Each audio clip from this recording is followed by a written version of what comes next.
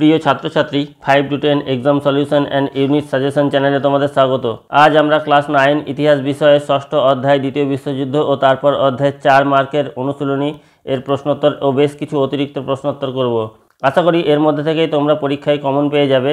ক্লাসটি তোমাদের ভালো লাগলে আমার চ্যানেলটি লাইক, শেয়ার ও সাবস্ক্রাইব করবে।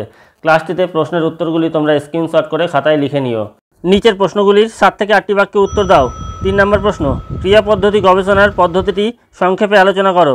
উত্তর, যুদ্ধাস্ত্রের প্রকৌশলগত পরিবর্তন হলো যুদ্ধাস্ত্রের নির্মাণ ও কার্যকারিতা, অর্থাৎ তার ধ্বংসাত্মক ক্ষমতার পরিবর্তন।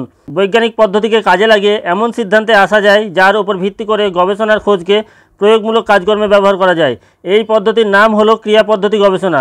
দ্বিতীয় বিশ্বযুদ্ধে বিশেষ ডুবোজাহাজ বিরোধী অভিযানে সর্বপ্রথম ব্রিটিশরা এই পদ্ধতিকে সফলভাবে ব্যবহার করে। ক্রিয়া পদ্ধতি গবেষণায় শত্রুপক্ষের অস্ত্রের পাল্টা অস্ত্র তৈরি করা হতো।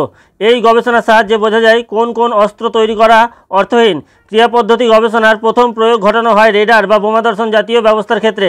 দ্বিতীয় বিশ্বযুদ্ধে প্রয়োগ করা এই ক্রিয়া পদ্ধতি গবেষণা ছিল যুদ্ধাস্ত্রের প্রকৌশলগত এক পরিবর্তন যা ইতিপূর্বে আর দেখা যায়নি।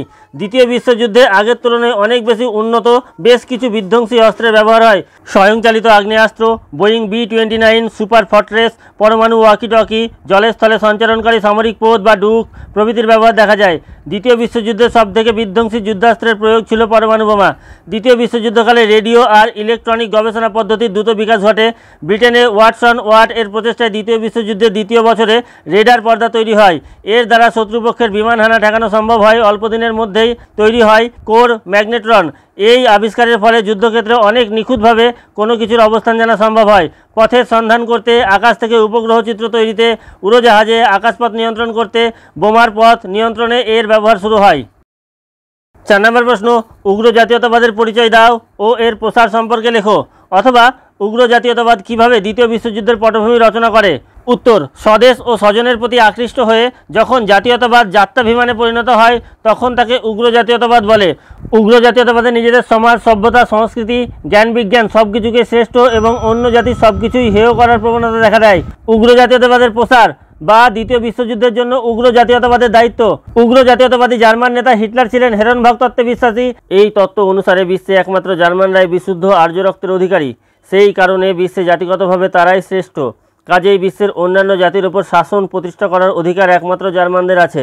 মুসোলিনিও হিটলারের মতোই ফ্যাসিবাদী শক্তির দ্বারা ইতালিকে আন্তর্জাতিক রাজনীতিতে এক শ্রেষ্ঠ শক্তি হিসেবে তুলে ধরতে চেয়েছিলেন।